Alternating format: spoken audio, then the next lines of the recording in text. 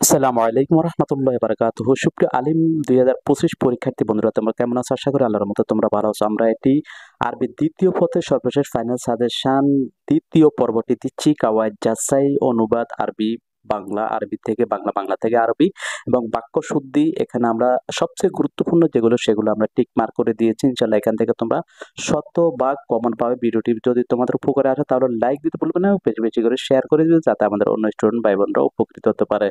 তো প্রথমে তোমরা দেখতে পাচ্ছ যে এখানে যেগুলো দাগানো আছে তোমরা দেখতে পাচ্ছ, এগুলো থেকে তোমরা ইনশাল্লাহ কমন পাবে। যদি তোমরা এগুলো ফলো করে থাকো ইনশাল্লাহ এখান থেকে তোমরা কমন পেয়ে যাবে। এটা আলিফের যে প্রশ্ন। এরপরে বাতে যেটি আছে সেগুলো এখানে দেওয়া আছে, যে যে প্রশ্নগুলো পরীক্ষা আসার সম্ভাবনা এগুলো আমরা দাগ দিয়ে দিয়েছি। এখান থেকে তোমরা ইনশাল্লাহ কমন পেয়ে যাবে। তো এগুলো তোমরা একটু চর্চা করবে, চর্চা করলে ইনশাল্লাহ তোমরা এখান থেকে কমন পাওয়ার সম্ভাবনা রয়েছে। এরপর দ্বিতীয়ত হচ্ছে এমলাউল ফেরাগাত, যে শূন্যস্থান পূরণ। শূন্যস্থান পূরণ এখানে আমরা যেগুলো সবচেয়ে বেশি ইম্পর্টেন্ট সেগুলো আমরা দাগ দিয়ে দিয়েছি, টিক মার্ক করে দিয়েছি। ইনশাল্লাহ তোমরা এখান থেকে কমন পেয়ে যাবে। তোমরা এগুলো ইনশাল্লাহ ভালো করে চর্চা করবে।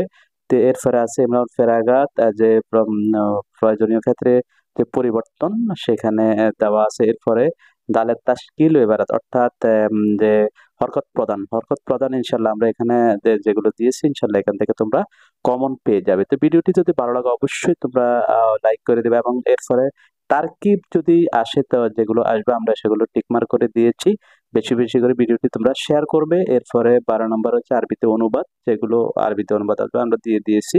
ইনশাল্লাহ এখান থেকে তোমরা কমন পেয়ে যাবে। 13 নম্বর প্রশ্নে থাকবে বাংলা অনুবাদ, আরবি থেকে বাংলা, বা আমরা সেগুলো আমরা এখানে তোমাদের জন্য দিয়েছি টিক মার্ক করে। ইনশাল্লাহ এখান থেকে তোমরা আশা করছি তোমরা কমন পাবে। ভিডিওটি বেশি বেশি করে শেয়ার করে দিবে এবং তোমরা ভিডিওতে লাইক দিবে। কোনো বিষয় জানা থাকলে অবশ্যই আমাদেরকে কমেন্ট করে জানাবে। তো এরপরে হচ্ছে তোমাদের জন্য এগুলো আরবি থেকে বাংলা। এরপরে বাক্য শুদ্ধি 14 নম্বর যে প্রশ্নটি থাকবে সেটি হচ্ছে বাক্য শুদ্ধি।